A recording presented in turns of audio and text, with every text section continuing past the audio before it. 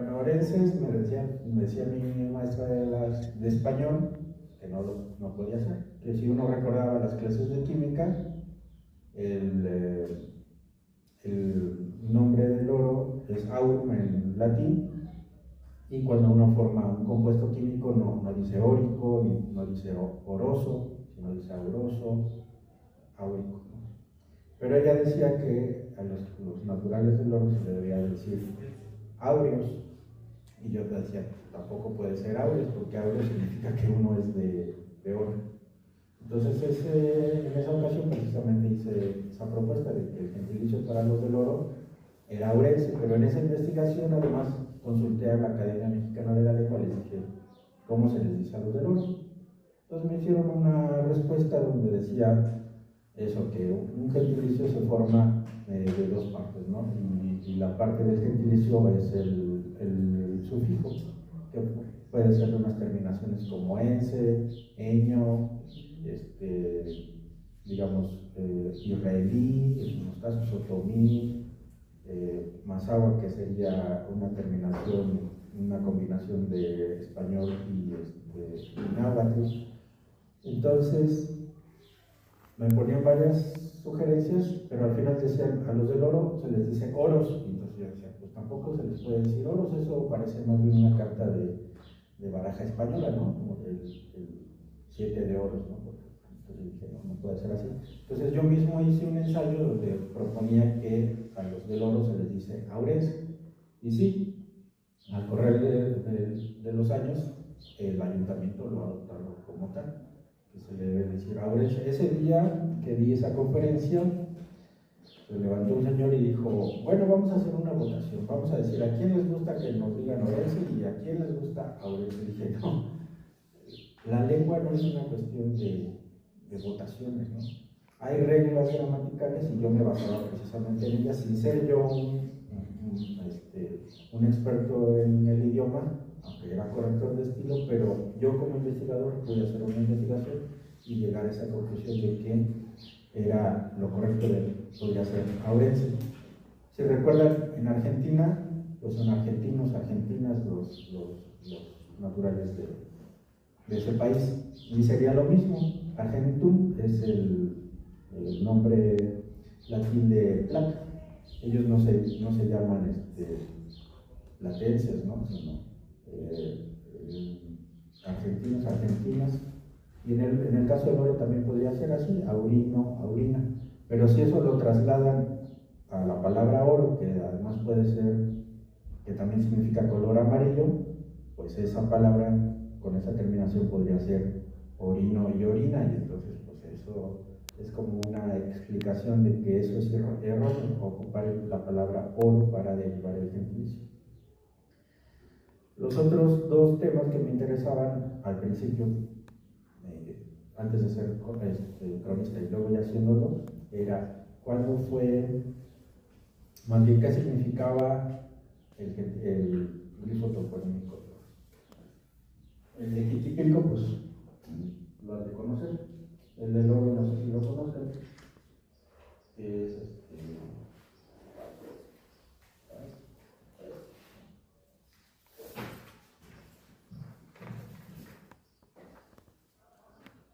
este de aquí es el que se ocupa. Puse aquí varios, esta es la investigación que hice en este momento. Este es el que se ocupa. Pero para los nahuablantes, esto es un lenguaje, no es simplemente un dibujo. No es nada más, ay, qué bonito está. Esta propuesta fue de 1966.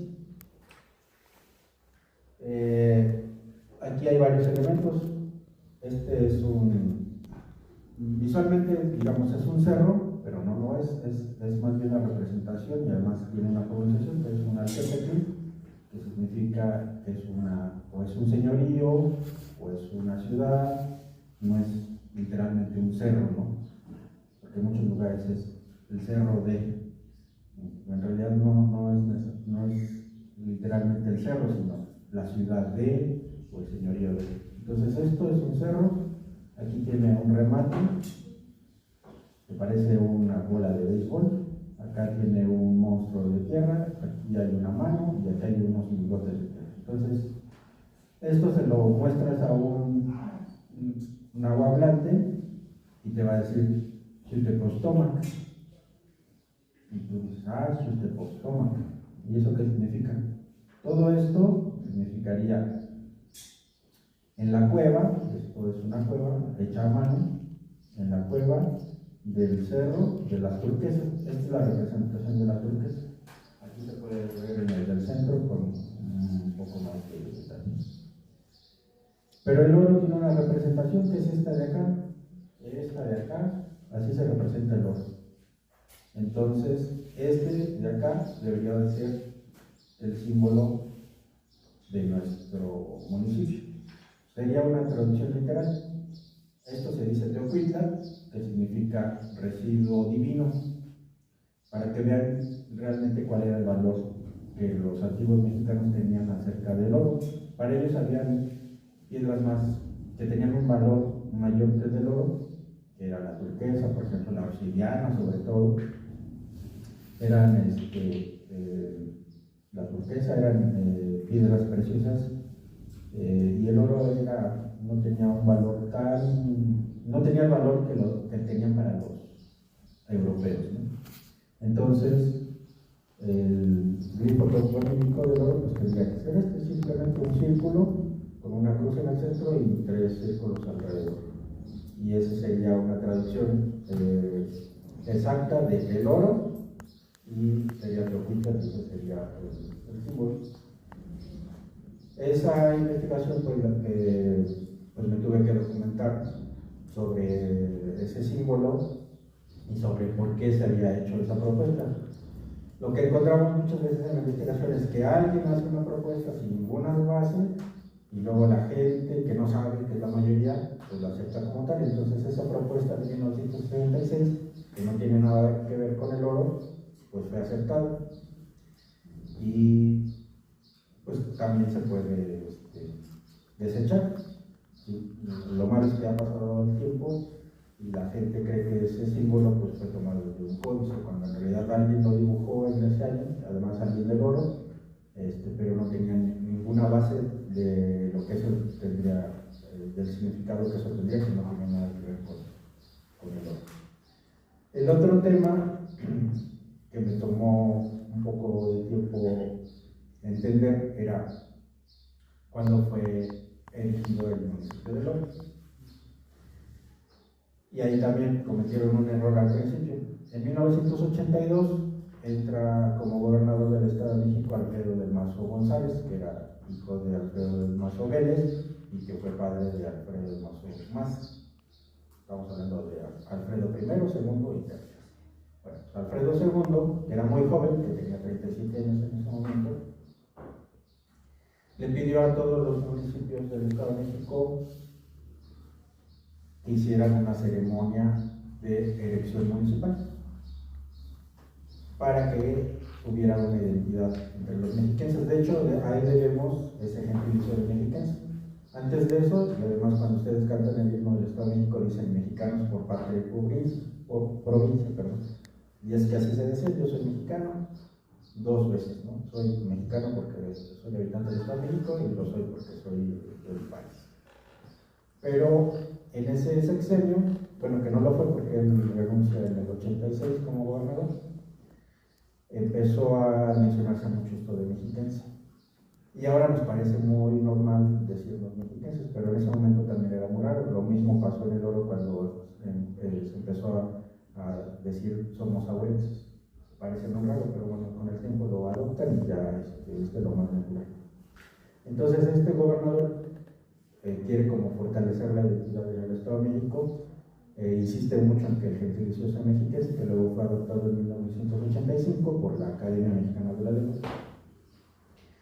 Y pues había ceremonias en todos los municipios. Entonces cuando dan la orden de Toluca a las cabeceras municipales, en este caso el oro, les dicen pues hagan su ceremonia de elección municipal. En el oro dicen pues ¿cuándo fue fundado el oro? Más bien ¿cuándo fue reconocido como municipio? Y entonces solo tienen una fecha, que es el 14 de abril de 1901. Y dicen, pues esa, vamos a hacer la ceremonia. pues esa fecha también es errónea. Esa fecha es del decreto, de la firma del decreto de la creación del Distrito Judicial del Oro, que sí es el 14 de abril de 1901, se separa de Ixtlahuaca y forma un distrito judicial propio. ¿Por qué era necesario que hubiera un distrito judicial propio para el Oro? Pues porque ahí era la segunda ciudad más poblada del estado después de Toluca, la capital, y ahí obviamente había muchos asuntos judiciales que la gente la tenía que tratar precisamente en Ixtlahuaca. Entonces, trasladarse desde el Oro hasta Ixtlahuaca para resolver un asunto judicial, pues no era práctico, digamos. Entonces se queda esa fecha, pero luego a un presidente municipal le parece que son muy pocos, 86 años, ¿no? Si estamos hablando de 1985 o de 1986, de 1901 a esa fecha, pues le parece muy poco la creación del municipio de Oro, y él decide, el presidente municipal, que hay que aumentarle 50 años. Entonces inventan una fecha que no existe, que es el 14 de abril de 1800. Decide, el presidente municipal, que hay que aumentarle 50 años. Entonces inventan una fecha que no existe, que es el 14 de abril de 1851. Uno, cuando consulta estas monografías, les digo que no son muy buena fuente. Pues si hay alguien que dice, he consultado todos los decretos de la legislatura del Estado de México y en ninguna aparece que fue creado el municipio del Oro. ¿Qué es lo que pasa? ¿Por qué hablan de esa fecha? Pero como esas monografías no la habían realizado gente del Oro, pues no saben de cuál es el origen, y es muy difícil descubrirlo si uno no es habitante de él y si uno no tiene la curiosidad de saber de esa fecha. Entonces, ya investigando más, descubro que no fue en esa fecha, sino fue en 1867, el 1 de diciembre de ese año termina la Segunda Intervención Francesa. Fue una guerra de 4 años, de 1863 al 67, bueno, a principios del 67, digamos, casi 4 años, entre el gobierno liberal y el Segundo Imperio, pues que tenía el respaldo de las tropas napoleónicas. Entonces, ese año, en 1867, se restablece la República y se eligen a todos los puestos de elección, que eran diputados locales, diputados federales, presidente de la República y los presidentes municipales. Entonces, en esa oportunidad, el Oro elige a su primer presidente municipal y nadie de la región se da cuenta que no ha sido creado con un decreto legislativo. Entonces, haciendo una investigación sobre qué pasó para que fuera reconocido, aunque no hubiera un decreto del Congreso de por medio, en 1871 el secretario del Gobierno del Estado de México dice, bueno, no es el único caso del Oro donde no hay un decreto de creación de la municipalidad.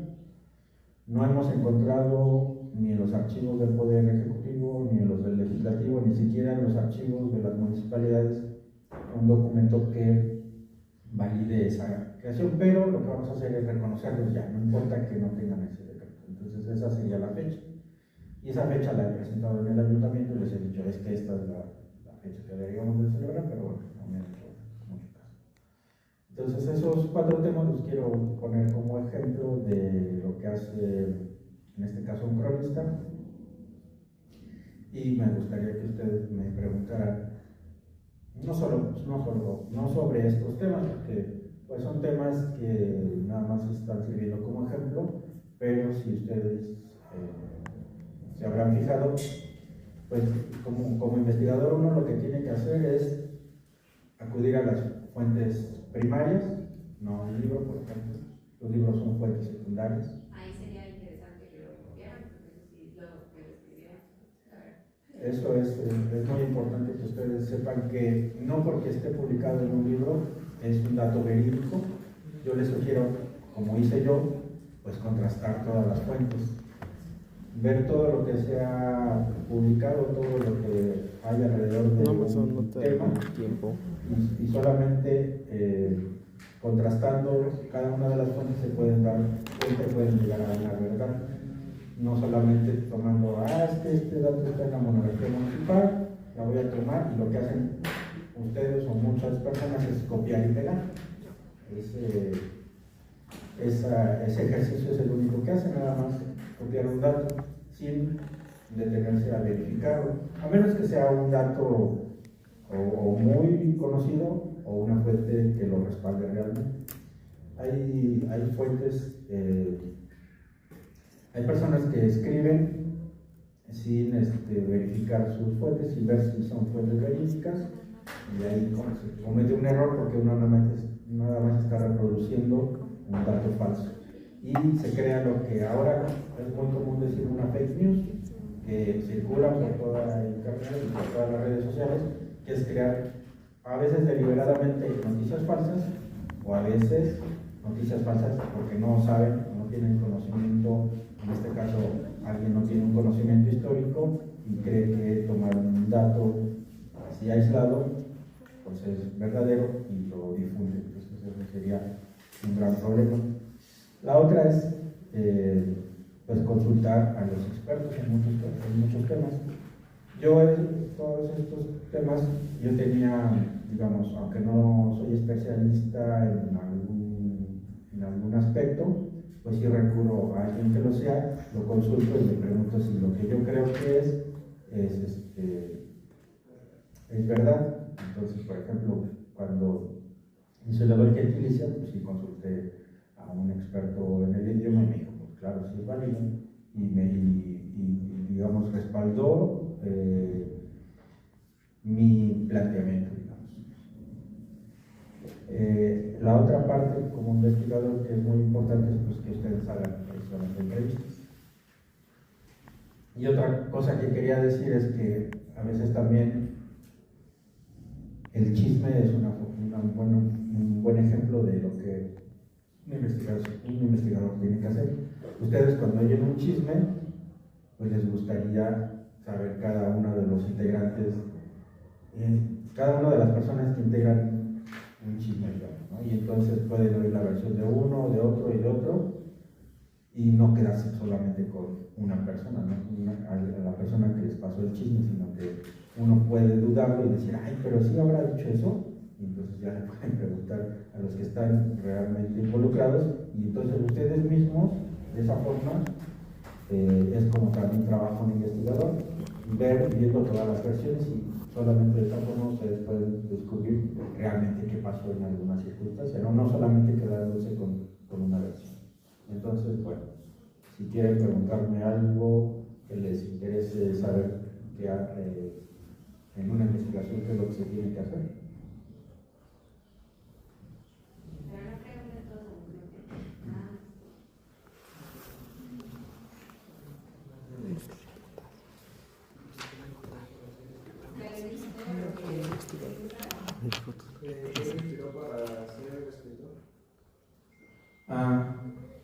Bueno, eso tiene que ver mucho, en mi caso, con una historia personal.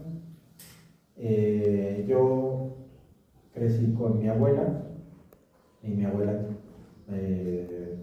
era dueña de una refaccionaria, lo cual también es un poco curioso, ¿no? Que una mujer, a la muerte de su esposo, se haga cargo del negocio, que era una refaccionaria y un taller mecánico. Entonces, yo en cierta manera, aunque tenía primos, no tenía hermanos, tenía primos, y convivía con ellos, pues tenía a la mano publicaciones, revistas, periódicos, y creo que esa es una forma en la que uno tiene un acercamiento no solamente a la literatura, sino al periodismo. En ese caso a mí también me gustaba. Bueno, recientemente me di cuenta que yo sería un buen periodista porque sabría hacer como las preguntas adecuadas, pero creo que una buena forma ahora bueno, nuestra cultura es muy visual, entonces a lo mejor el acercamiento que ustedes pueden tener a la escritura pues es un poco complicada porque todo tiene que ver con imágenes, ¿no? pero yo mismo, cuando era niño, pues precisamente las historietas también era una forma de acercarse a la ficción en todo caso, no solamente a la literatura, sino a la ficción. Entonces ahí yo todavía conservo, bueno, aunque no en las versiones que yo leí, pero no sé si conozcan una tira cómica que se llamaba Falda, de Kino. Entonces ese personaje a mí me gustaba mucho y era una forma de acercarse a la literatura. Luego ya, aparte de los revistas, los periódicos que yo leía de niño y luego en la secundaria, pues empecé a escribir. Cuando uno empieza a escribir, empieza a imitar mucho de lo que ha leído. Entonces, toma un poco de tiempo que tú te forjes un propio estilo. Yo mi estilo lo fui descubriendo más o menos cuando tenía 20 años.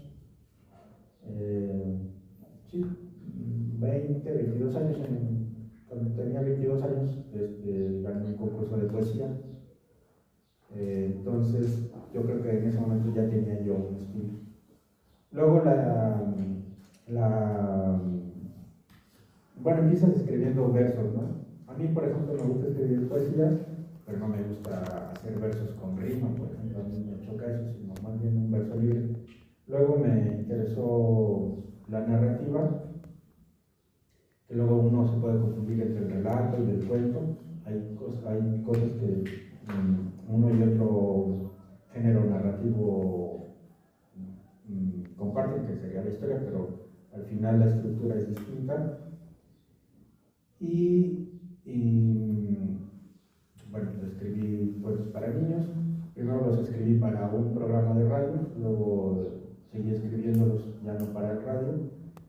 Y lo que he descubierto últimamente es que más bien soy bueno haciendo ensayos literarios o ensayos históricos, más que la narrativa o la poesía.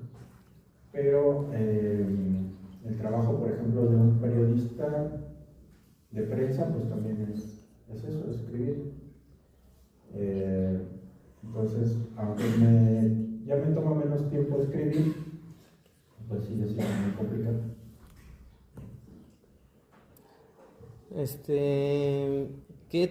¿Cómo saber qué tema es bueno para hacer una investigación? Pues fíjate que hay ¿Se le ha recompensado por su trabajo? Bueno, como cronista, sí tengo un sueldo, no es muy bueno, pero es suficiente para seguir haciendo investigación. No pido viáticos, por ejemplo. La otra, en un trienio no me pagaron 3 años y yo seguí trabajando, de hecho. Pero sí es apasionante poderte dedicar a la investigación. Es muy satisfactorio. Que yo en mi caso he hecho descubrimientos sobre el oro que no se había publicado antes porque no se había hecho una investigación profesional. Esa es otra cosa que me faltaba decirles. Que hay que ser muy profesional en el trabajo de investigación. Y eso significa, pues, bueno, en mi caso, ser muy honesto en cuanto a lo que doy a conocer, porque luego lo que hacen muchos cronistas es exagerar cosas que no vienen al caso. Entonces, no me gusta exagerar. Yo creo que en la historia, no solamente del oro, sino la regional, que es un tema más bien que me interesa, no solamente la historia municipal, sino la historia regional me interesa mucho, pues es muy rica en sí, nada más que hace falta dedicarle un estudio formal a ello.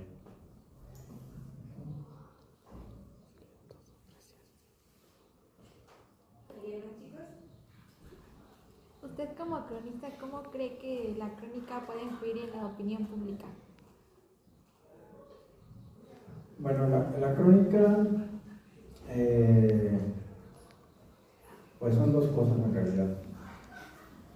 Si Si ya se hubiera contado la historia del oro como realmente ocurrió, yo estaría haciendo la crónica del presente. Por eso por eso es uno cronista. Yo tendría que estar contando lo que está pasando ahorita en mi municipio o en la región, contando las fiestas, entrevistando a la gente mayor, pero como la investigación histórica sobre mi municipio no se ha hecho, pues ahorita estoy en eso, en tratar de contar cómo realmente fue la historia, lo cual pues sí me ha tomado un poco de tiempo, pero en realidad lo que haría un cronista, y además hay distintos tipos de cronista, pues es contar el presente. O sea, por ejemplo, en los deportes, yo prefiero decir que son cronistas deportivos, que luego les dicen narradores, ¿no? Cuando uno está viendo un partido de fútbol dice el narrador, bueno, pues eso no es un narrador en realidad cuenta una historia ficticia y además la crea, la inventa. Lo que hace un cronista deportivo es contar exactamente cómo están ocurriendo las jugadas, no un narrador. Eso creo que sería uno. También hay fotoreporteros que son cronistas. O sea, un fotógrafo de prensa en realidad está haciendo una crónica fotográfica, que puede ser obviamente una crónica audiovisual, que podría ser un documental. Eso es también un cronista. Cronista deportivo, un fotoperiodista, un documentalista. Y los cronistas, pues sí, lo que tendrían que estar haciendo es contar en el presente, pero para que luego se convierta precisamente en una fuente primaria para un investigador en el futuro. O sea, yo podría estar contando ahorita cómo va a ser Semana Santa, aunque a mí como cronista hay temas que no me interesan.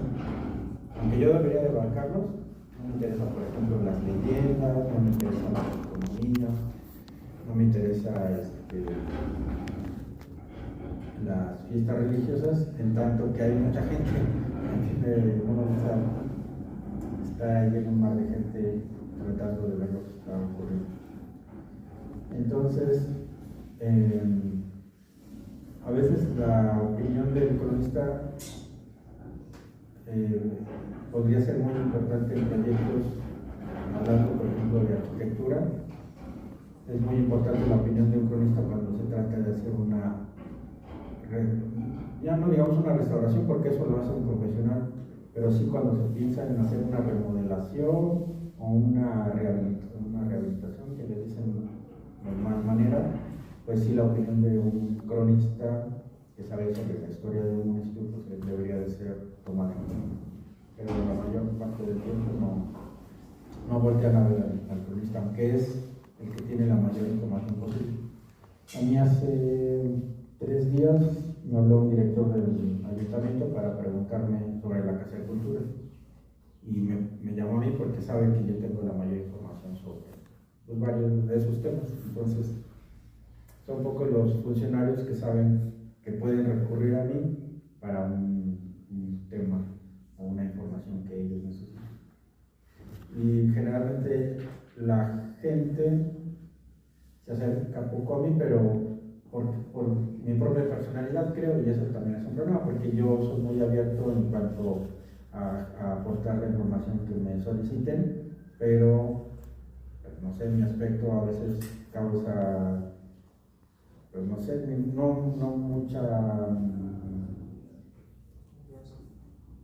¿Cómo? Sí, tal vez eso, porque eso, a lo mejor creen que soy, que tengo un mal carácter o no sé, entonces a veces hay esa barrera en acercarse a un especialista porque te causa, no sé, algo que impide que te puedas acercar, cuando en realidad los investigadores, la mayor parte de ellos son muy accesibles y te brindan la información. Hay otros que son muy recelosos y no te dan nada de información, y eso también es un problema porque yo sé que soy un servidor público y no puedo negarme a dar ninguna información. Como muchos investigadores universitarios también tendrían que dar la información cuando hay alguna entrevista, por ejemplo, pero a veces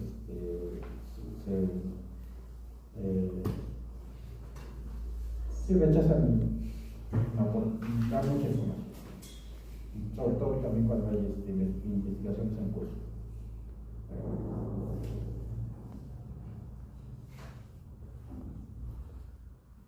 Ajá. ¿Qué tema de la arquitectura le llama más la atención para hacer su profesión? Bueno, yo de hecho la primera profesión que pensé antes de tomar una carrera era arquitectura. Era una disciplina que a mí me interesaba mucho. Luego pensé en psicología, pensé en medicina, en agronomía, en sociología. Al final pensé un poco en derecho. Pero la arquitectura a mí me interesa mucho desde muy joven, digamos, porque me parece un arte. La arquitectura me parece que es una disciplina artística y el arte es una profesión que yo envidio mucho. Admiro mucho a los pintores o pintoras, a alguien que realiza esculturas, y la arquitectura me parece que está dentro de las bellas artes. Entonces, a mí en la arquitectura me gustan mucho los detalles cuando tienen que ver con algo histórico, porque están llenos de detalles. Como que tenían todo el tiempo del mundo para hacer un montón de detalles de la arquitectura, pero también soy sensible a la arquitectura moderna, también me gusta. A veces en el brutalismo, por ejemplo, hay cosas que me interesan de eso. Pero la arquitectura también tiene que ver con el tiempo. La arquitectura, por ejemplo, en el Oro es un atractivo turístico porque se ha conservado el aspecto de una ciudad de principios del siglo XX. Pero uno ve la arquitectura actual y pues no tiene ningún valor. Entonces uno puede ser sensible a ese tipo de cambios en el tiempo y decir, pues se podría imitar ese estilo. De hecho se ha imitado. Hay 3 inmuebles que a primera vista uno pensaría que son contemporáneos del Teatro Juárez o del Palacio Municipal, y no, son de reciente factura, digamos. El Mercado Municipal y el Oro Club imitan los estilos clásicos de la Ciudad del Oro, pero fueron construidos en los años 80 y en los años 90, entonces es también una forma de conservar el tiempo, la arquitectura. El estilo que pueda haber prevalecido en una época. Pero hay épocas en las que la autoconstrucción, pues a ustedes creo que no les agradaría porque hay trabajos que se podrían haber hecho muy bien con la guía de un arquitecto, y en la autoconstrucción pues lo que generan es un paisaje urbano pues lamentable. También me gusta mucho el paisaje, que es otra característica que tiene el Oro. Tiene tanto arquitectura histórica como un paisaje natural que lo hace atractivo. Y este arquitecto que hizo estos 2 inmuebles que les digo de hace 30, 40 años, pues era un especialista pues tienen colaboradores. Aunque hay un investigador, generalmente un instituto de investigación o un centro de investigación tiene un investigador titular y tiene muchos auxiliares que generalmente son sus alumnos o son egresados y trabajan como auxiliares de los investigadores. El tiempo siempre está en contra del investigador.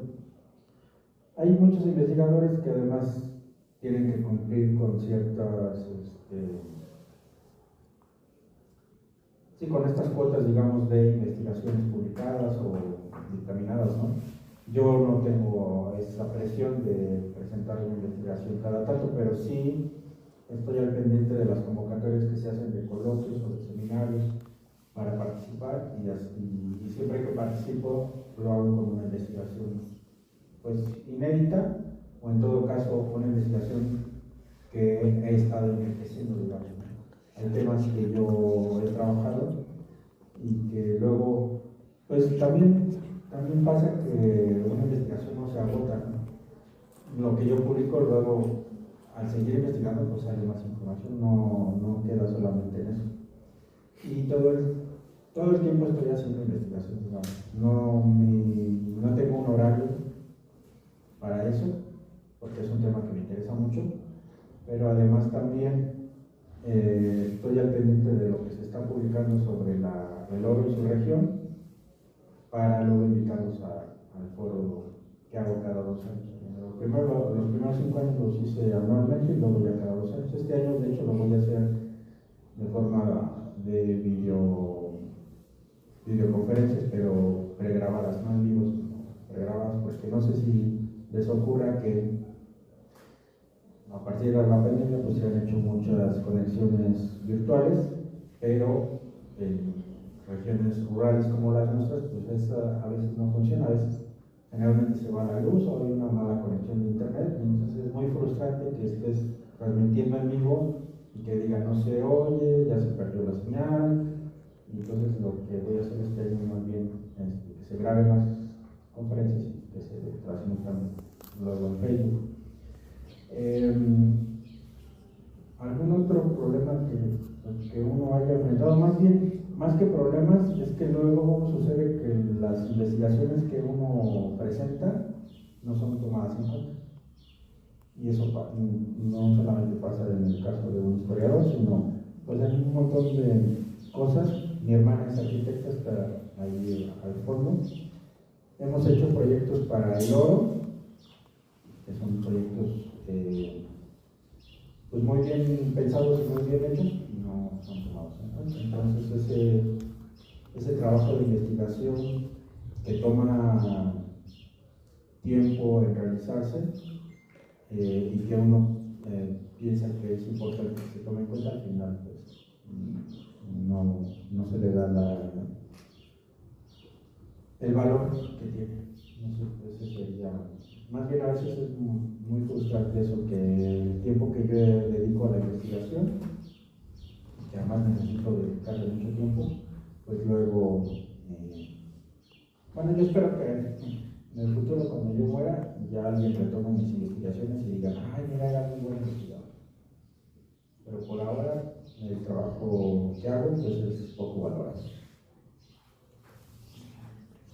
Para usted, ¿por qué es importante recapitular la historia así del municipio, del estado? Pues creo que es muy importante la historia porque nos explica siempre el presente. Siempre saber de historia te da una perspectiva del presente. Es más fácil entender muchos procesos. Pongo un ejemplo que tiene que ver obviamente con el oro. El oro era un gran centro económico, político, social, además también tecnológico, porque precisamente su productividad se debió a 3 factores que eran científicos, que era el proceso de cianuración, el uso de la energía eléctrica y el transporte ferroviario.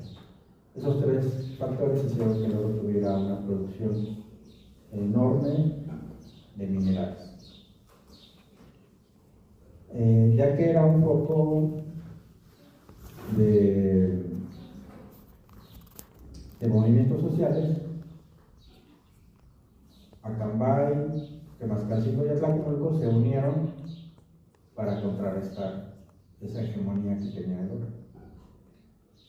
Ese grupo, que se llama ATA, que además ustedes pueden ubicarlo porque hay una avenida en Atlacomulco que se llama Avenida ATA y hay un centro comercial que se llama ATA, eso significan esas 3 siglas, esas 3 iniciales de Atlacomulco, Temascalcingo, Acambay.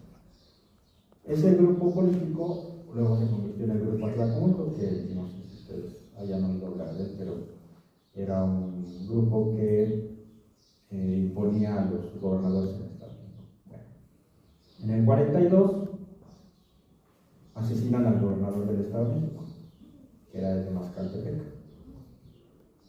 y ponen a Isidro Favela.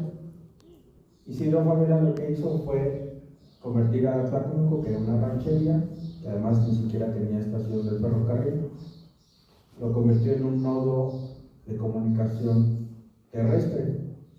Ahora es más fácil que ustedes vean que hacia Tlacomulco parten un montón de rutas.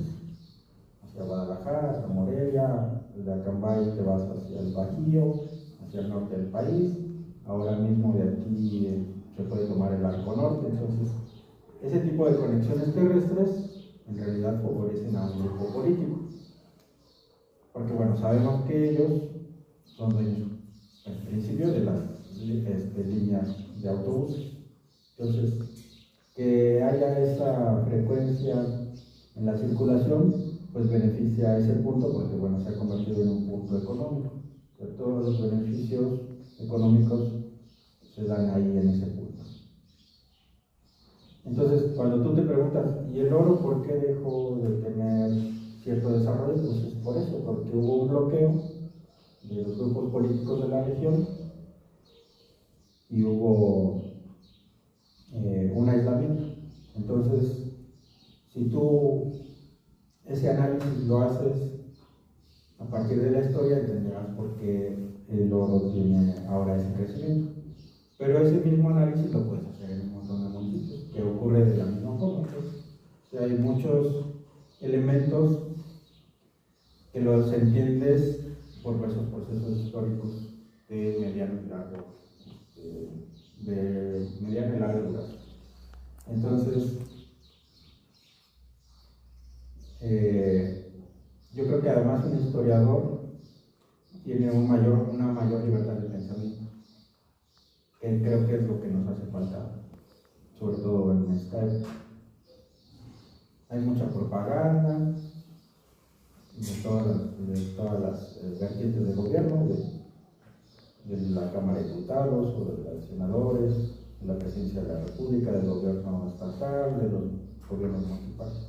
Hay propaganda en todos los sentidos.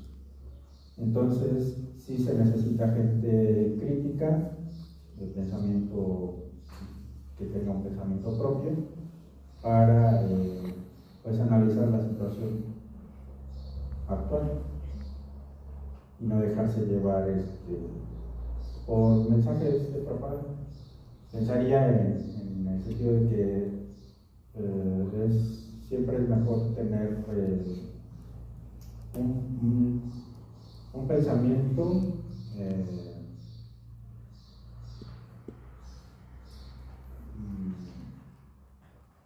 que abarque la mayor información posible, que uno esté informado de muchas fuentes y sepa discernir entre lo que puede ser una mentira o lo que puede ser verdad. Entonces, sí creo que hay que informarnos partiendo de todas las fuentes posibles. Y que siempre hay un mensaje detrás, entonces también no creer en primera instancia lo que se dice, sino en muchos casos pensar en qué sentido se quiere dar ese mensaje. Y uno como historiador también se encuentra con ese tipo de problemas, que tienes que ver en realidad cuál era el sentido de algo que estaba pasando, que superficialmente podría uno interpretarlo de una forma, pero si combinas toda la información que tienes, descubres realmente qué es lo que estaba pasando. Y lo malo es que eso lo puedes hacer hacia el pasado. Es más fácil descubrir un montón de cosas del pasado porque tienes mucha información a las que tienes en el presente, que es difícil ver hacia dónde puede ir un acontecimiento. ¿Se le ha recompensado por su trabajo? Bueno, como cronista, sí tengo un sueldo, no es muy bueno, pero es suficiente para seguir haciendo investigación. No pido viáticos, por ejemplo. La otra, en un trienio no me pagaron 3 años y yo seguí trabajando, de hecho. Pero sí es apasionante poderte dedicar a la investigación. Es muy... Perú, Guadalajara y ya, porque cuando era estudiante acudí a un coloquio en Tuxtla Gutiérrez, pero pues era una ponencia sobre una biblioteca regional histórica. Fue importante, pero bueno, pues fue un proyecto que no se llevó a cabo, que estaba pensado para que un museo de Tlalpujahua tuviera una biblioteca de historia regional, pero fue un proyecto que no se realizó. Y pues sí, creo que esos serían los que por el momento recuerdo. ¿Y cómo supo que se quería dedicar como cronista después de que tenía opciones de carrera como arquitectura y medicina? Bueno, yo más bien, mi mayor experiencia es editorial. De hecho, ahora mismo corrijo libros y los edito. Desde el 2018 llevo 10 libros publicados. Y eso también tiene que ver con la pregunta anterior de hasta dónde llega uno. Entonces, realmente ya tengo un cierto prestigio como editor, entonces ya más bien me buscan y me encargan de editar libros. Ahorita mismo estoy editando un manual de terapia de pareja. O sea, todos los temas que yo puedo corregir son muy diversos. Y el siguiente libro que voy a corregir va a ser sobre un diálogo de la autora con Jesús, por ejemplo. Y otro que me van a encargar, pero eso no es muy seguro, en mayo, es sobre la Cámara Mexicana de la Industria de la Construcción, que cumple 40 años en el estado. Entonces, pues sí, si solamente tuviera mi trabajo como cronista, pues no me alcanzaría para nada. Entonces, una parte de mi trabajo es la de editor. Y ese trabajo me gusta mucho y sí tiene que ver también con la investigación, porque yo mismo cuando estoy corrigiendo, como les decía al principio, un libro y tengo alguna duda sobre algo que está ahí escrito, lo consulto con el autor y luego el autor no sabe, yo mismo hago una investigación muy breve sobre ese caso. Sí me ha pasado, de hecho, en cada libro que he publicado, de hecho, de Temuán ya he publicado 4 libros con Jesús Arzate de Cerril, que es el cronista municipal, y el último de ellos se llama Memorias de un charro, que es sobre Octavio Chávez, charro de Toluca. Entonces, hay una foto donde él está en La Habana y Jesús y él, bueno, Jesús le había preguntado a Octavio, don Octavio, quién era el que aparecía en la foto y decía Fidel Castro. Y yo vi la foto y dije, pues claro que no, es su hermano, que es muy parecido, pero es Ramón Castro Ruz. Entonces, ese tipo de detalles como editor forman parte de investigaciones, aunque sean muy pequeñas, pero son las que tengo que realizar para que el libro luego no tenga este tipo de errores de que digan cómo es posible que hayan puesto que es Fidel Castro, que nadie se dio cuenta de eso, pues si yo como editor me tengo que dar cuenta de eso. Y ese gusto, pues lo descubrí, pues sí, cuando iba a la secundaria, cuando hice mi primera revista, y luego cuando empecé a hacer corrección de estilo.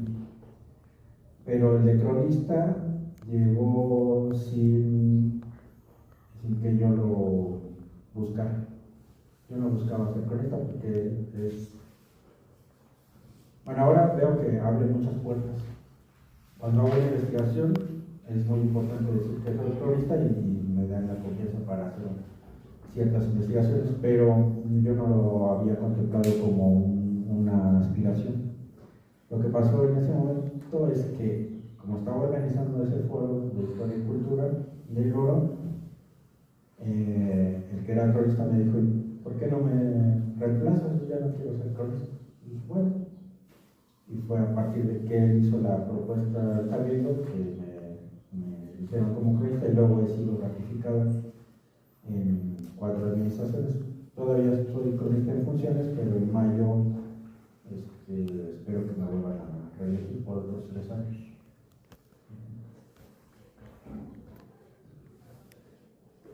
¿Listo, chicos? ¿Sí? Bueno.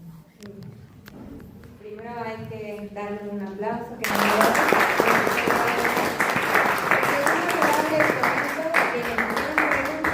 quienes usar esta entrevista para su trabajo. Quienes no hicieron, pues van a tener que hacer las entrevistas a las otras personas, ¿vale? Entonces, igual nada más comentarles como tarea, les pido que busquen información porque seguro no sé si las conocen, las palabras algunas de las palabras que dijo, anoten las palabras para que las busquen. Y es monografía,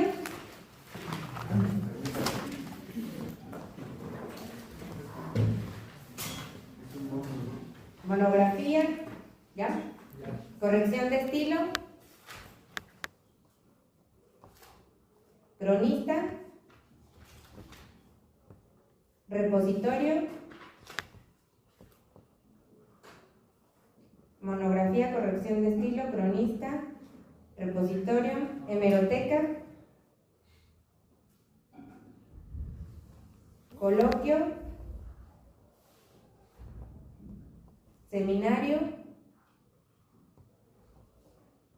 arquitecto paisajista y edición de libros, para ver si es cierto que le entendieron todo lo que nos comentó, ¿sale? Y pues bueno, chicos, a nombre de la universidad, porque ya no regresó el coordinador, creo que ya no, ya se fue. Bueno, le queremos agradecer por la sesión que tuvo el día de hoy con ustedes y pues le traemos un obsequio para regalar una aplauso.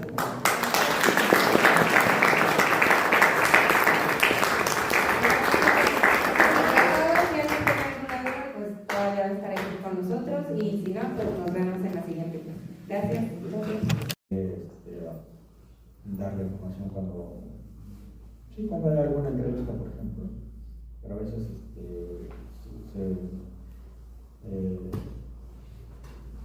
sí rechazan dar mucha información, sobre todo también cuando hay investigaciones en curso.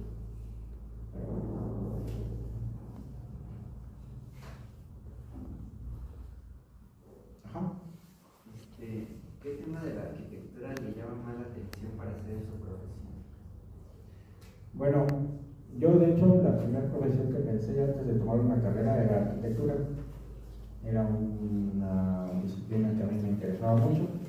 Luego pensé en psicología, pensé en medicina, en agronomía, en sociología. Al final pensé un poco en derecho. Pero la arquitectura a mí me interesa mucho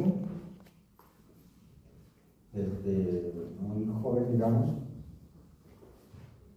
porque me parece un arte. La arquitectura me parece que es una disciplina artística y el arte es una profesión que yo envidio mucho. Admiro mucho a los pintores o pintoras, a alguien que realiza esculturas, y la arquitectura me parece que está dentro de las bellas artes. Entonces, a mí en la arquitectura me gustan mucho los detalles cuando tienen que ver con algo histórico, porque están llenos de detalles.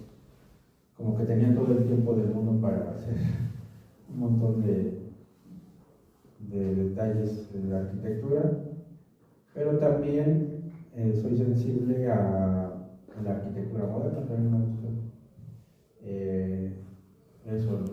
A veces en el brutalismo, por ejemplo, hay cosas que me interesan de eso. Pero la arquitectura también tiene que ver con el tiempo. La arquitectura, por ejemplo, en el Oro es un atractivo turístico porque se ha conservado el aspecto de una ciudad de principios del siglo XX.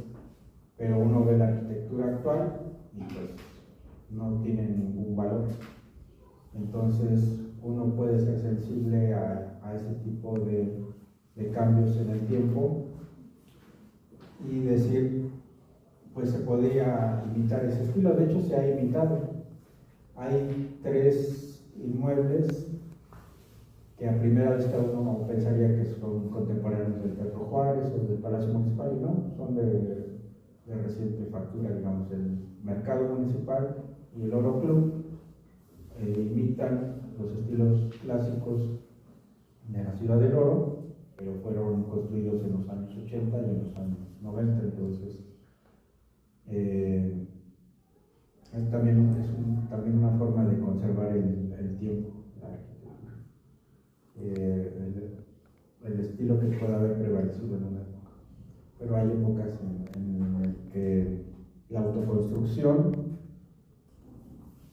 pues a ustedes creo que no les agradaría porque hay trabajos que se podrían haber hecho muy bien con la guía de un arquitecto, y en la autoconstrucción pues lo que generan es un paisaje urbano pues lamentable.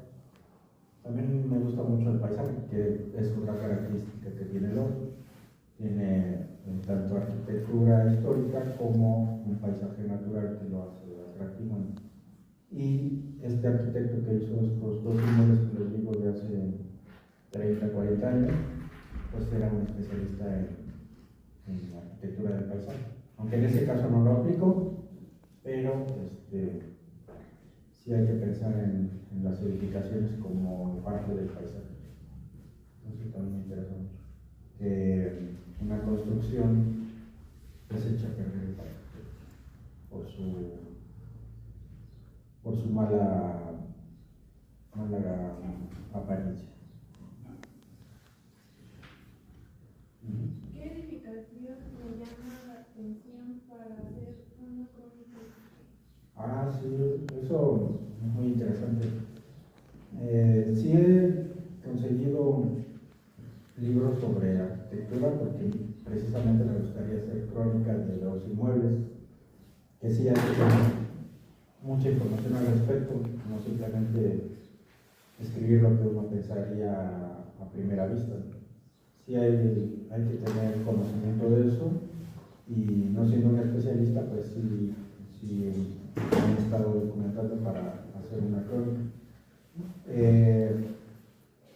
En el caso del Oro, sí hace falta esa crónica de la arquitectura, porque las guías de turistas, las guías o los guías de turistas, pues dicen barbaridades acerca del estilo arquitectónico.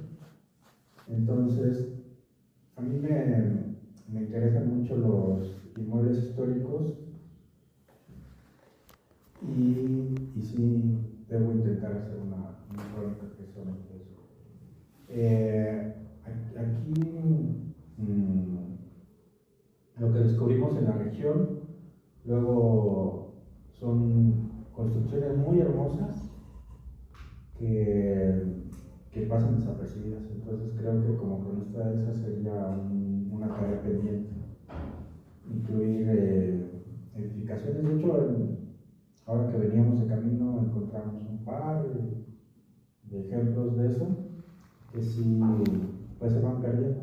Allá mismo en el Oro hay una colonia que le decimos el Atorón, que ayer mismo la estábamos recorriendo, y sí ya son muy pocos los ejemplos de inmuebles históricos que no lo son en el sentido de que sean inmuebles públicos, sino que son privados, pero sí conservaban muchos elementos de la época, y ya los están demoliendo, por desgracia, y empleando materiales que no son los adecuados, ¿no?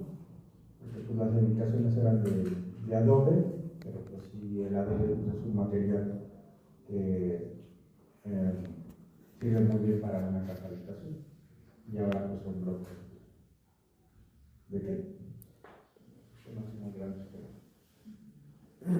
en fin. Sí. Hasta ahorita, ¿cuál ha sido su investigación más relevante, más importante? Pues descubrir que el oro fue capital del gobierno del Estado de México en 1863, esa ha sido creo que la más importante en cuanto al oro. Manuel Somera y Piña fue gobernador en 3 ocasiones en el Estado de México. 2 veces lo fue en 1863 y luego lo fue en 1871, por 3 meses. Él era de la Ciudad de México, pero fue escribano público en Toluca y de hecho en la región. Hace rato que mencionaba Antemoya, pues esta empresa, está su rúbrica en muchos documentos de propiedad de Temoya. Él, igual que Juárez, el ejército francés toma la ciudad de Puebla, se dirige hacia la Ciudad de México. Juárez, que entonces era presidente, se va hacia el norte del país. Somera, que era gobernador del Estado de México, se va de Toluca hacia Michoacán, porque el ejército francés ya había tomado la Ciudad de México, ya estaba en Lerma y ya iba a tomar Toluca. Entonces se viene hacia Michoacán, pero viene aquí al oro precisamente porque su bisabuelo era de Tlalpujahua. Su papá no había nacido en Tlalpujahua en el oro, porque había nacido en Sinaloa, porque su abuelo era soldado. Entonces ella conoció a una mujer, tuvo sus hijos y bueno, luego todos se vinieron hacia la región, pero sus familiares sí vivían ahí en la región, se apellidaban Fernández de la Somera. Entonces cuando está en el oro, pone un decreto que dice que la capital del estado será donde él esté como gobernador. Entonces lo firma en el oro y entonces automáticamente se convierte en la capital, que lo habrá sido por unas 2 semanas. Luego él se va hacia Zitácuaro, está ahí 2 o 3 meses y luego le da el mando político y militar a un escritor que se llama Vicente Riva Palacio, que fue coronel y luego se convirtió en general. Esa investigación en particular a mí me parece muy importante. Gracias a ello el oro tiene una 6ª declaración, que es municipio heroico. Es municipio heroico porque el ejército francés sí persiguió a Somera hasta el oro. Cuando llegó ahí descubrieron que ella se había ido a Zitácuaro, pero la población no lo entregó. O sea, lo podrían haber capturado, podrían haberlo entregado al ejército francés. Ellos en represalia lo que hacen es quemar el archivo, que es la memoria histórica, de hecho. Entonces, aunque no hay un hecho de sangre, generalmente lo que podrían haber hecho era o fusilar a algunas personas o haber quemado el pueblo, pero lo que deciden es quemar el archivo, que también duele mucho porque es nuestra memoria histórica. Entonces, el oro primero fue capital provisional del gobierno del Estado de México en 1863, fue distrito judicial, luego fue distrito político y rentístico, luego fue pueblo con encanto, luego fue pueblo mágico, municipio heroico y la última denominación es del decreto, de la firma del decreto de la creación del distrito judicial del oro, que sí es el 14 de abril de 1901, se separa de Ixtlahuaca y forma un distrito judicial propio. ¿Por qué era necesario que hubiera un distrito judicial propio para el oro? Pues porque ahí era la segunda ciudad más poblada del estado después de Toluca, la capital, y ahí obviamente había muchos asuntos judiciales que la gente la tenía que tratar precisamente en Ixtlahuaca. Entonces trasladarse desde el oro hasta Ixtlahuaca para resolver un asunto judicial pues no era práctico, digamos. Entonces se queda esa fecha, pero luego a un presidente municipal le parece que son muy pocos, 86 años, ¿no? Si estamos hablando de 1985 o de 1986, de 1901 a esa fecha, pues le parece muy poco la creación del municipio del Oro, y él decide, el presidente municipal, que hay que aumentarle 50 años. Entonces inventan una fecha que no existe, que es el 14 de abril de 1851. Cuando consulta estas monografías, les digo que no son muy buena fuente. Pues sí hay alguien que dice, he consultado todos los decretos de la legislatura del Estado de México y en ninguna aparece que fue creado el municipio del Oro. ¿Qué es lo que pasa? ¿Por qué hablan de esa fecha? Pero como esas monografías no la habían realizado gente del Oro, pues no saben de cuál es el origen, y es muy difícil descubrirlo si uno no es habitante de él y si uno no tiene la curiosidad de saber de esa fecha. Entonces, ya investigando más, descubro que no fue en esa fecha, sino fue en 1867, el 1 de diciembre de ese año. Ese año termina la segunda intervención francesa. Fue una guerra de 4 años, de 1863 al 67, bueno, a principios del 67, digamos, 3, casi 4 años, entre el gobierno liberal y el Segundo Imperio, pues, que tenía el respaldo de las tropas napoleónicas. Entonces, ese año, en 1867, se restablece la República y se eligen a todos los puestos de elección, que eran diputados locales, diputados federales, presidente de la República y los presidentes municipales.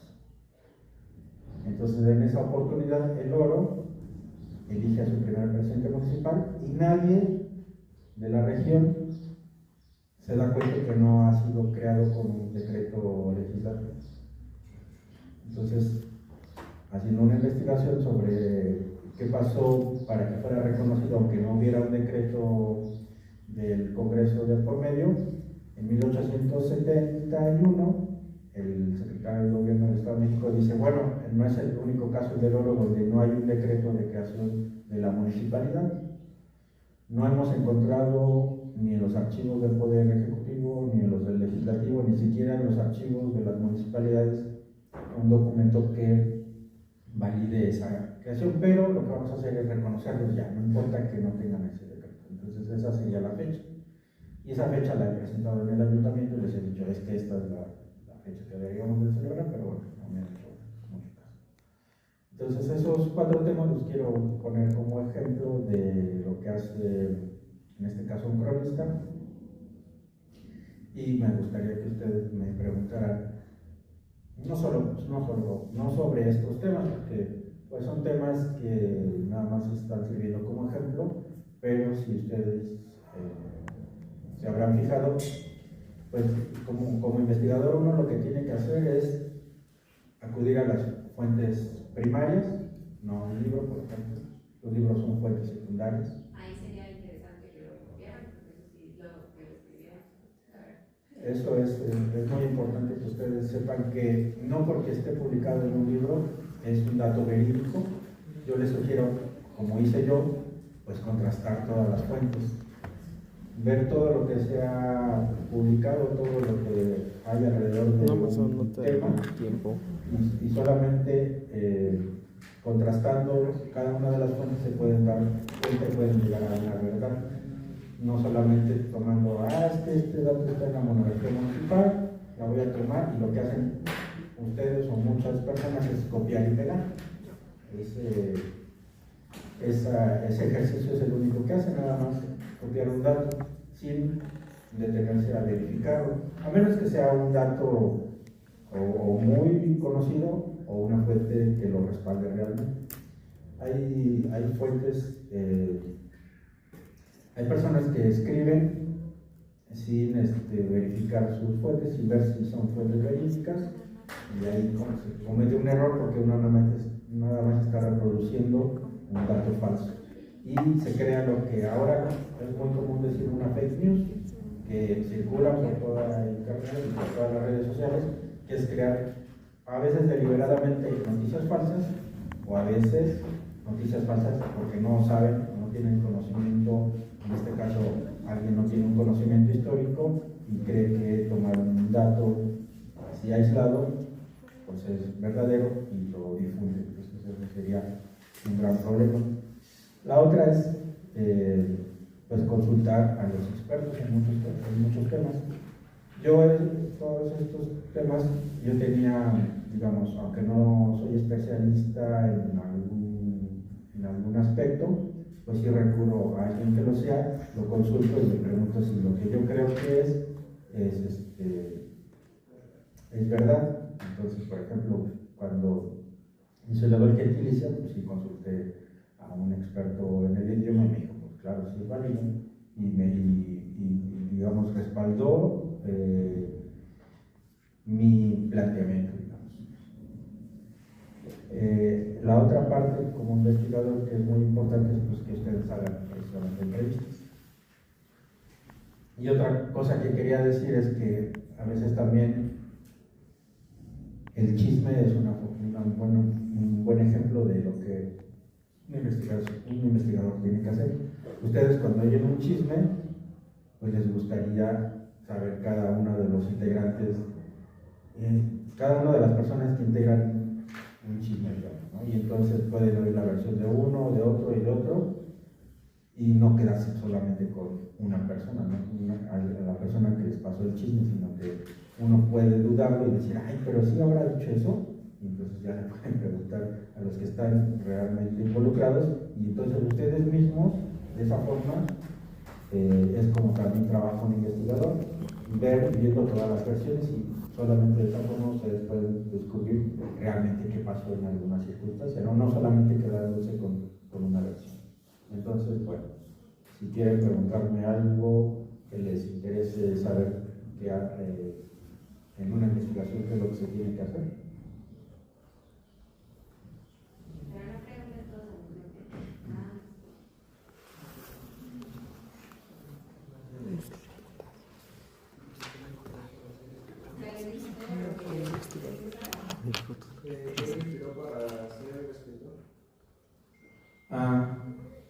Bueno, eso tiene que ver mucho, en mi caso, con una historia personal. Yo crecí con mi abuela, y mi abuela era dueña de una refaccionaria, lo cual también es un poco curioso, ¿no? Que una mujer, a la muerte de su esposo, se haga cargo del negocio, que era una refaccionaria y un taller mecánico. Entonces, yo en cierta manera, aunque tenía primos, no tenía hermanos, tenía primos, y convivía con ellos, pues tenía a la mano publicaciones, revistas, periódicos, y creo que esa es una forma en la que uno tiene un acercamiento no solamente a la literatura, sino al periodismo en ese caso. A mí también me gustaba. Bueno, recientemente me di cuenta que yo sería un buen periodista porque sabría hacer como las preguntas adecuadas, pero creo que una buena forma ahora bueno, nuestra cultura es muy visual, entonces a lo mejor el acercamiento que ustedes pueden tener a la escritura pues es un poco complicada porque todo tiene que ver con imágenes, ¿no? Pero yo mismo, cuando era niño, pues precisamente las historietas también era una forma de acercarse a la ficción, en todo caso, no solamente a la literatura, sino a la ficción.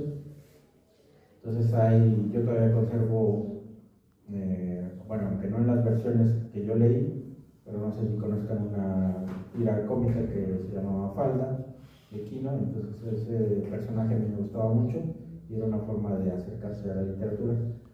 Luego ya, aparte de los revistas, los periódicos que yo leía de niño y luego en la secundaria, pues empecé a escribir. Cuando uno empieza a escribir, empieza a imitar mucho de lo que ha leído, entonces toma un poco de tiempo que tú te forjes un propio estilo. Yo mi estilo lo fui descubriendo más o menos cuando tenía 20 años. Sí, 22 años.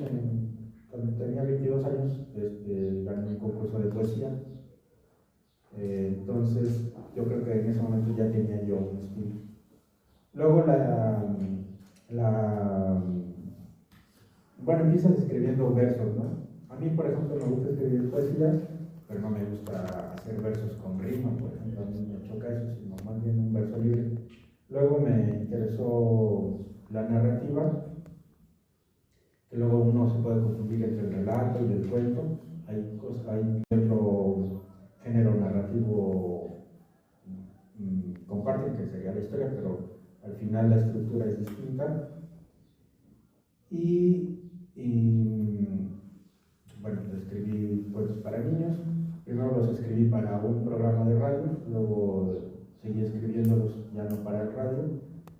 Y lo que he descubierto últimamente es que más bien soy bueno haciendo ensayos literarios o ensayos históricos, más que la narrativa o la poesía. Pero el trabajo, por ejemplo, de un periodista de prensa, pues también es eso, escribir. Entonces, aunque ya me toma menos tiempo escribir, pues sigue siendo muy complicado.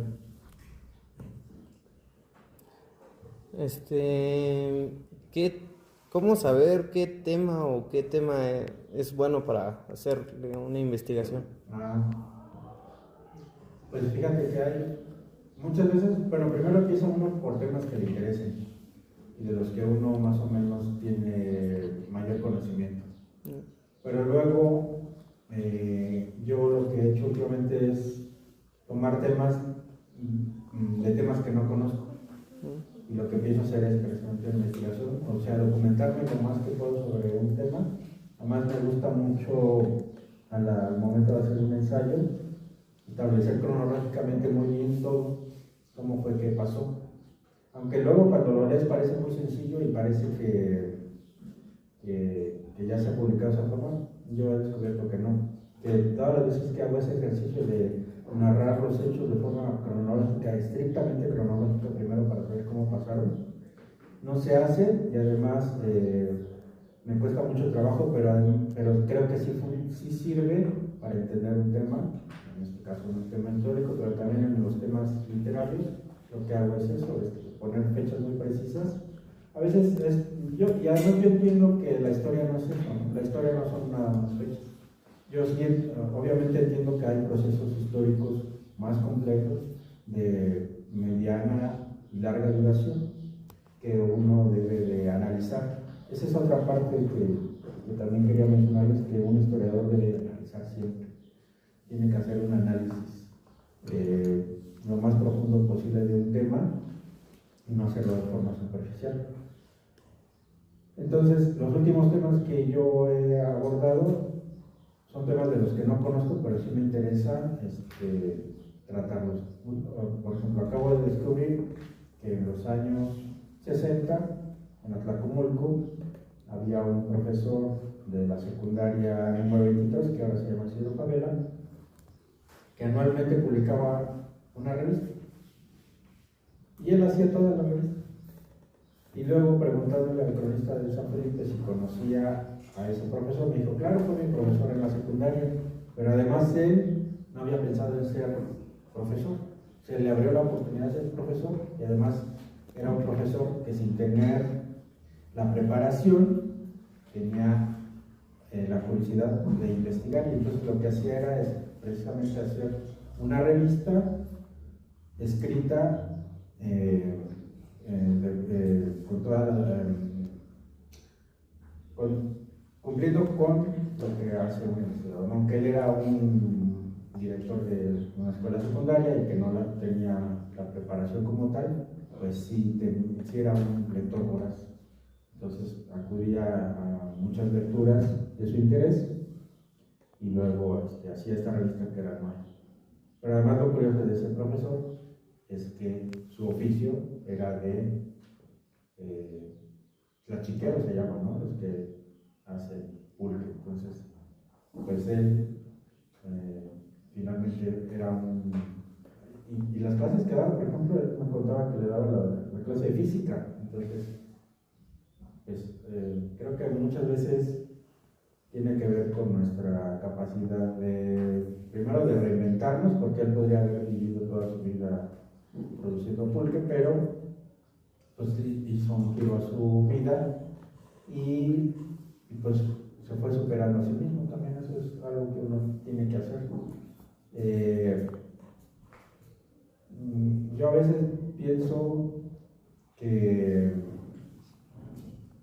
lo que yo hago como historiador, no estoy en ningún caso compitiendo, pero luego sí descubro que hay farsantes que hay que dedicarles un buen ensayo para desenmascararlos. A mí me ha pasado que en Tlalpujahua pues hay un chamaco que es ingeniero, que cree que la historia es una colección de datos aislados y ha estado publicando cada barbaridad que yo he tenido que decir que no es cierto por eso, por eso, por eso. Y en cada caso explico cuál es la historia real. Y cuando uno hace eso, pues le dicen es que le tienes envidia. Yo realmente no le tengo envidia a alguien así, pero sí es importante que enfrentemos ese tipo de situaciones en las que hay gente que publica cosas que no son ciertas, que se esparcen como fake news, aunque la gente no lo sepa, y si es necesario corregirlos en este caso. Además, bueno, como yo soy corrector, pues también no puedo dejar de hacer eso, de corregir siempre que hay un error. ¿Sí? ¿Cuál es su método de investigación? Pues no podría teorizarlo, ¿no? Yo más bien ya es en la práctica, lo que siempre hago es documentarme sobre un tema. Siempre primero veo todas las fuentes. Sí soy muy obsesivo en el sentido de reunir todo lo que se ha publicado sobre algo. Y luego ya teniendo eso, las notas a pie de página siempre te remiten a las fuentes originales. Entonces, luego lo que tiene que hacer uno como investigador es acudir a los archivos o acudir a las fuentes primarias. Entonces, ya una vez que sé exactamente cómo ocurrió algo, pues ya hago un ensayo. Te puedes documentar, bueno, con las fuentes publicadas, y la otra pues es lo que decía. En muchos casos tienes que hacer entrevistas, porque hay mucha información que no se ha publicado y que la tiene, pues sí, una persona viva. O en muchos casos, y bueno, ya recientemente lo que uno hace es ocupar fuentes audiovisuales, ¿no? No solamente las escritas, sino también los videos, los audios, las fotografías. Las fotografías también aportan mucha información. Y ustedes, como estudiantes de arquitectura, pues obviamente ese tipo de información, la que está en fotografías que tienen, digamos, en una restauración, pues esa es información que a ustedes les sirve mucho. Hace poco un arquitecto me donó una colección fotográfica del oro de 1973 y uno puede ver que habían unas fachadas preciosas que ahora ya no existen, lamentablemente. Entonces, todos los documentos, de hecho, cuando estudié la carrera, pues precisamente yo le preguntaba al maestro, bueno, ¿y qué? Las ciencias de la información no bastaría con que se llamara así la carrera, ¿por qué tiene que ser ciencias de la información documental? Decía, bueno, es que esto, UMB, pues es información, pero una información documental, pues es más que eso, ¿no? Es más que un símbolo como el extintor, te está aportando una información, pero una información documental pues tiene que ver, el documento de hecho es no solamente el papel, el documento también es un audiovisual, el documento es una fotografía. De hecho, todos esos repositorios, en todos esos repositorios, yo si hubiera seguido trabajando, podría haber estado en cualquiera, o sea, no solamente en una biblioteca, en una hemeroteca, en una fototeca, en una pinacoteca, que sería donde hay pinturas, en una fonoteca, no sé si ya lo mencioné, una cineteca, todos esos son documentos que aportan información, no solamente el papel, ni no solamente el escrito, pues, o sea, toda la información audiovisual o visual nos aporta información, que es información documental. ¿Sí? ¿Cuáles son las mayores dificultades a las que se enfrentan a la hora de investigar? Las mayores dificultades. Pues yo creo que, así a bote pronto, diría que el tiempo, porque yo tengo muchos temas que investigar y no me doy abasto. El trabajo que yo hago lo hago solo. Hay municipios que sí tienen una unidad de la crónica, entonces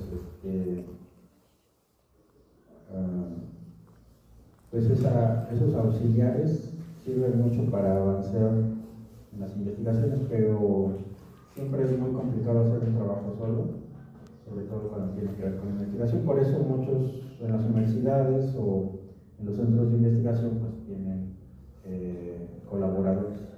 Aunque hay un investigador, generalmente un instituto de investigación o un centro de investigación tiene un investigador titular y tiene muchos auxiliares que generalmente son sus alumnos o son egresados, y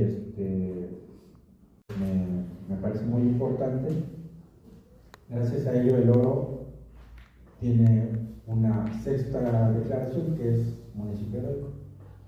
Es municipio heroico porque el ejército francés sí persiguió a Somera hasta el oro.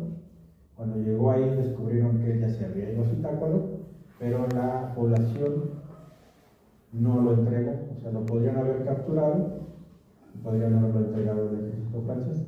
Ellos en represalia lo que hacen es quemar el archivo, que es la memoria histórica, de hecho. Entonces, aunque no hay un hecho de sangre, generalmente lo que podrían haber hecho era o fusilar a algunas personas o haber quemado el pueblo, pero lo que deciden es quemar el archivo, que también duele mucho porque es nuestra memoria histórica. Entonces, el oro primero fue capital provisional del gobierno del Estado de México en 1863, fue distrito judicial, luego fue distrito político y artístico, luego fue pueblo con encanto, luego fue pueblo mágico, municipio heroico, y la última denominación es la de zona de monumentos históricos. Son las 7 declaratorias que tiene el oro, que es difícil que otro municipio los tenga. Y en cuanto a la literatura, hay personajes que he estudiado que también me parece que ha sido muy importante recuperarlos. Una cuentista de Tlalpujahua muy buena, se llama Maya Guerra, hice un ensayo sobre ella, lo publicó la Universidad de Guadalajara en una antología que publicaron hace 2 años, me parece. Hay otra cuentista del oro que se llama Belia Marmolejo Pat, que es muy buena, pero nada más tiene 2 libros. Y ahora estoy estudiando más personajes que han escrito y que tienen que ver con la región del oro y Tlalpujahua, porque es un antiguo distrito minero y los sigo contemplando los dos, aunque sea uno del estado de Michoacán. Pero creo que eso es lo de Somera, y los escritores que he estado rescatando son las principales investigaciones que he hecho. Bueno, que a mí me satisface mucho haberlas hecho.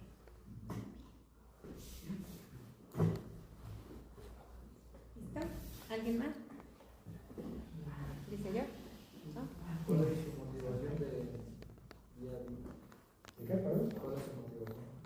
Mi motivación. Para seguir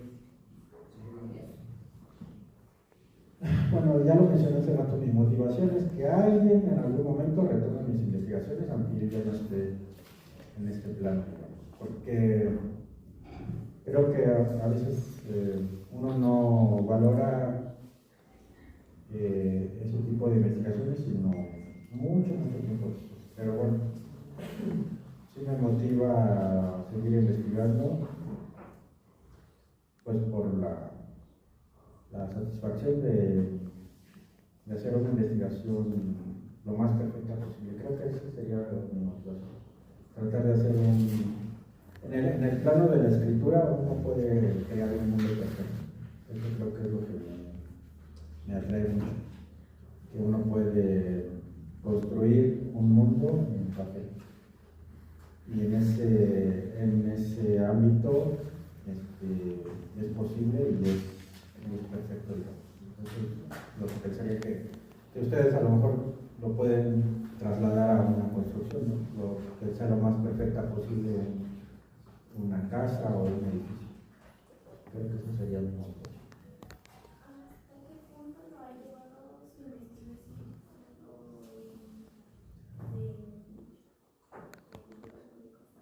¿Perdón? ¿Hasta qué punto le ha llevado su investigación?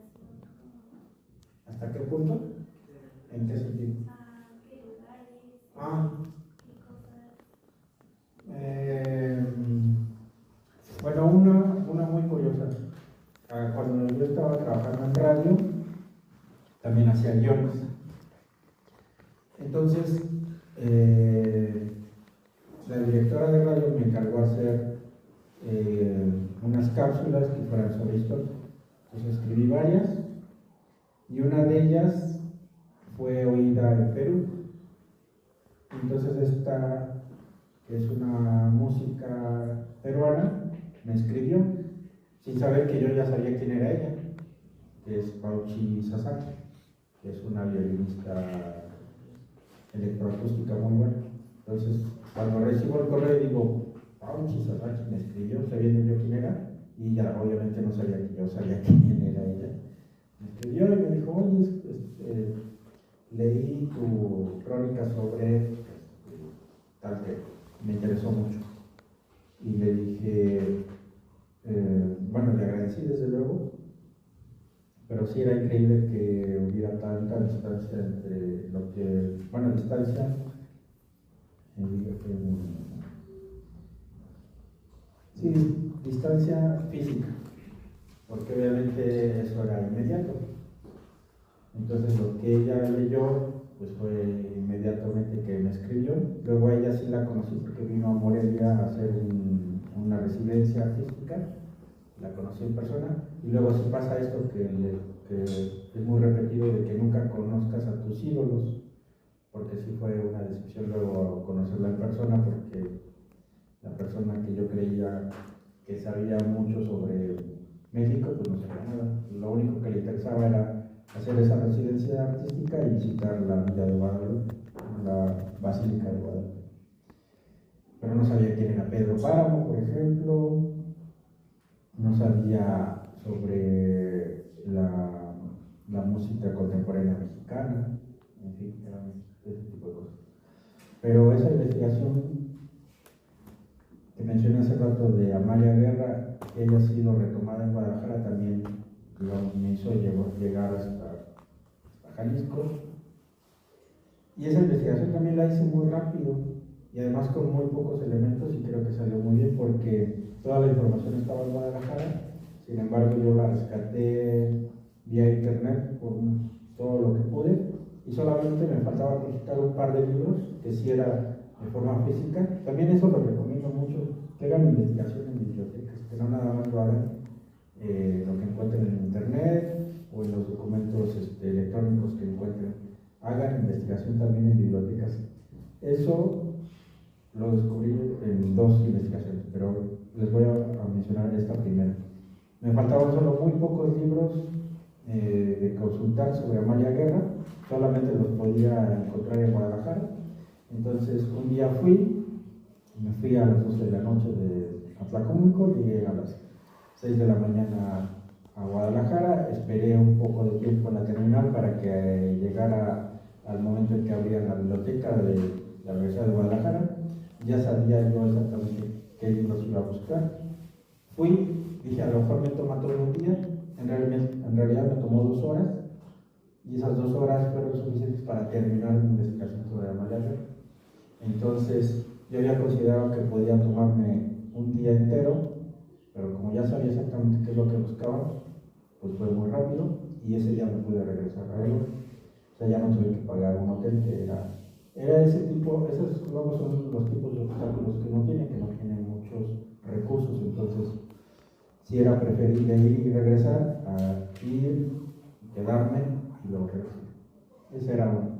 Pero la otra tiene que ver con una colección que tiene la UNAM que se llama Vindictas, que es cuestionable en el sentido en que son autoras mexicanas rescatadas por mujeres. Cuando, por ejemplo, yo he escrito sobre Amalia Guerra y es una mujer, y no veo por qué tenga que ser exactamente otra mujer quien haga un estudio sobre una cuentista. En este caso, la UNAM publicó una novela de Gabriela Rábago Palafox, que no se había reeditado, pero precisamente el prólogo tiene muchos errores, y es porque la autora solamente se basó en lo que encontró en internet. Yo lo que hice fue acudir a la UNAM, al Instituto de Investigaciones Filológicas, y encontré todos los libros de ella, y eso mismo lo podría haber hecho la prologuista. O sea, podría haber acudido a una biblioteca, podría haber conseguido los libros que ha publicado y haber hecho un mejor estudio. Entonces, a lo más que me he llegado, pues sí ha sido en Perú, Guadalajara, y ya, porque cuando era estudiante acudí a un coloquio en Tuxtla Gutiérrez, pero pues era una ponencia sobre una biblioteca regional histórica, que fue importante, pero bueno, pues fue un proyecto que no se llevó a cabo, que estaba pensado para que un museo de Tlalpujahua tuviera una biblioteca de historia regional, pero fue un proyecto que no se realizó.